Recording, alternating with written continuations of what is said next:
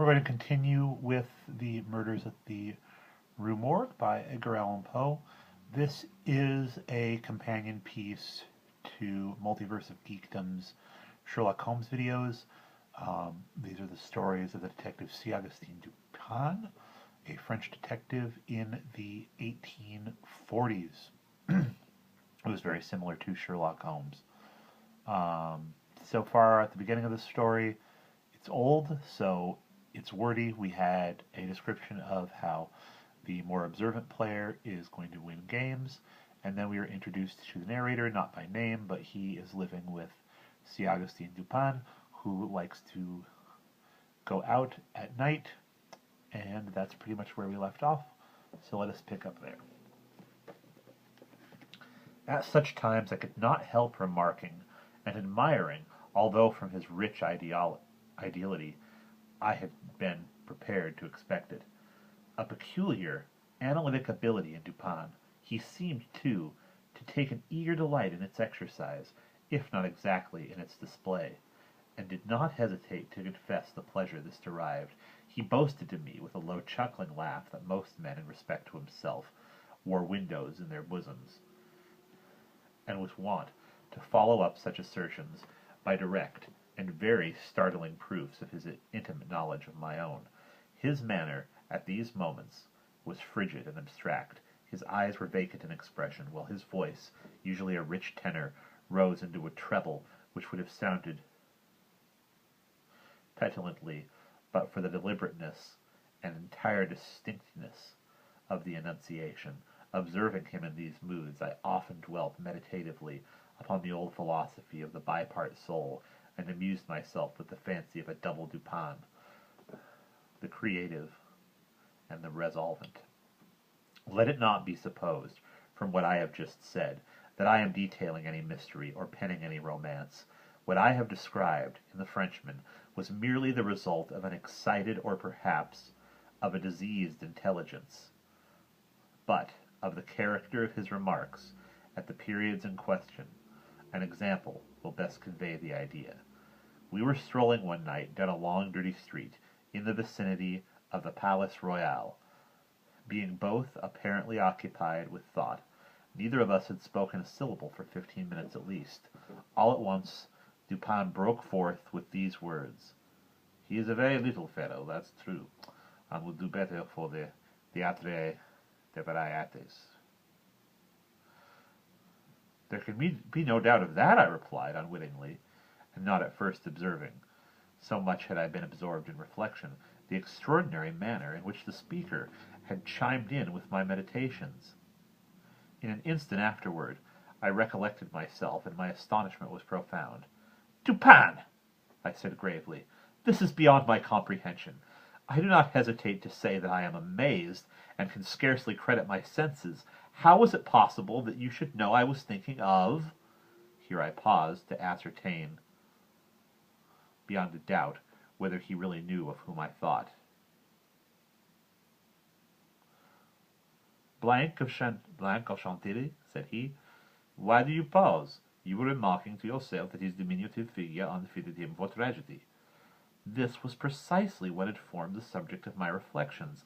Chantilly was a quondam cobbler of the Rue Saint-Denis, who, becoming stage-mad, had attempted the role of Xerxes in Crébillon's tragedy so called, and been notoriously pasquinaded for his pains. "Tell me, for heaven's sake," I exclaimed, "the method, if method there is, by which you have been enabled to fathom my soul in this matter." In fact, I was even more startled than I would have been willing to express. "It was the fruitier," replied my friend, "who brought you to the conclusion that the mender of souls was not of sufficient height for Xerxes, et id genus omne." "The fruitier? You astonish me. I know no fruitier whomsoever." "The man who ran up against you as we entered the street. It may have been 15 minutes ago." I now remembered that, in fact, a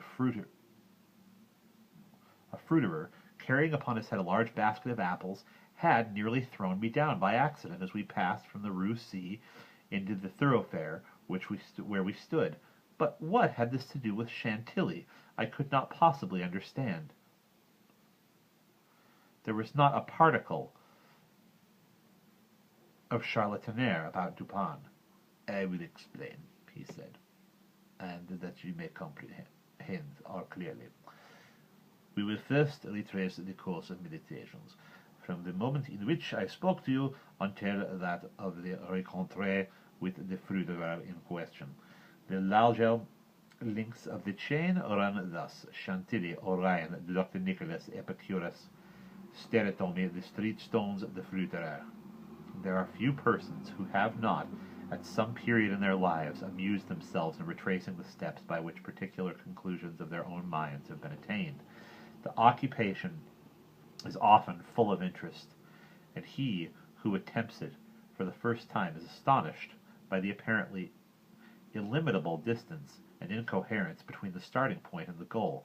What, then, must have been my astonishment when I heard the Frenchman speak what he had just spoken, and when I could not help acknowledging that he had spoken the truth. He continued, "We had been talking of horses. If I remember aright, just before leaving the Rue C, this was the last subject we discussed. As we crossed into the street, a fruiterer, with a large basket upon his head, brushing quickly past us, thrust upon you a pile of paving stones collected at a spot where the causeway is undergoing repair. You stepped upon one of the loose fragments, slipped, slightly strained your ankle, appeared vexed or sulky, muttered a few words, turned to look at the pile, and then proceeded in silence. I was not particularly attentive to what you did, but observation has become with me, of late, a species of necessity. You kept your eyes upon the ground, glancing, with a petulant expression, at the holes and the rats on the pavement, so that I saw you were still thinking of the stones, until we reached a little alley called La Martin, which had been paved by way of experiment with the overlapping and riveted blocks. Here your countenance brightened up, and perceiving your lips move, I could not doubt that you murmured the word stereotomy, a term very effectively applied to this species of pavement.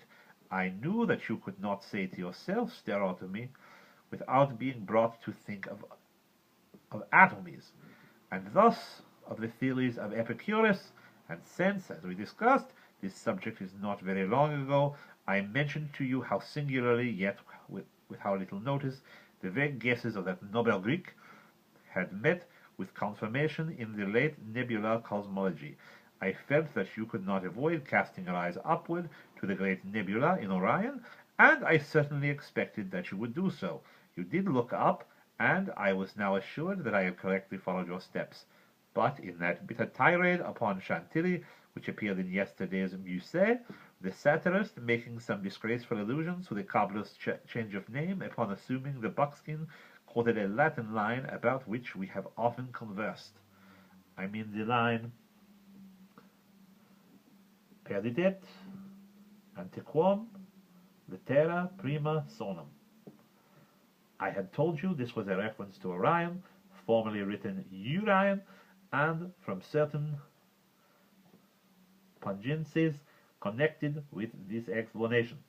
I was aware that you could not have forgotten it. It was clear, however, that you would not fail to combine the two ideas of Orion and Chantilly. That you did combine them, I saw by the character of the smile which passed over your lips. You thought of the poor cobbler's immolation. So far you have been stooping in your gait. By now I saw you draw yourself up to your full height. I was then sure that you reflected upon the diminutive figure of Chantilly. At this point, I interrupted your meditation to remark that, as in fact he was a very little fellow, that Chantilly, he would do better at the theatrical des varietés. Not long after this, we were looking over an evening edition of the Gazette des Tribunaux, when the following paragraphs arrested our attention.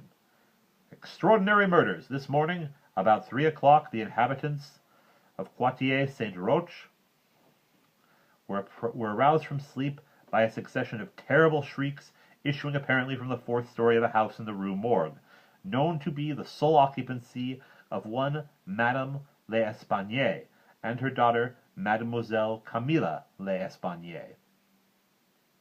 After some delay, occasioned by a fruitless attempt to produce admission in the usual manner, the gateway was broken in with a crowbar, and 8 or 10 of the neighbors entered, accompanied by 2 grenadines.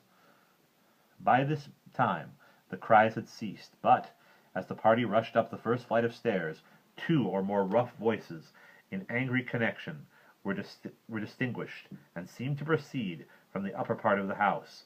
As the second landing was reached, these sounds also had ceased, and everything remained perfectly quiet. The party spread themselves and hurried from room to room. Upon arriving at a large back chamber in the fourth story, the door of which being found locked with the key inside was forced open, a spectacle presented itself which struck every one present, not less with horror than astonishment. The apartment was in the wildest disorder, the furniture broken and thrown about in all directions. There was only one bedstead, and from this bed had been removed and thrown into the middle of the floor. The bed had been removed and thrown into the middle of the floor. On a chair lay a razor, besmeared with blood. On the hearth were 2 or 3 long and thick tresses of gray human hair, also dabbled in blood, and seeming to have been pulled out by the roots. Upon the floor were found 4 Napoleons, an earring of topaz, 3 large silver spoons, 3 smaller of metal d'Alger, and 2 bags containing nearly 4,000 francs in gold. The drawers of a bureau, which stood in one corner, were open and had been apparently rifled, although many articles still remained in them. A small iron safe was discovered under the bed, not under the bedstead. It was open, with the key still in the door. It had no contents beyond a few old letters and some papers of little consequence. And we will pause there.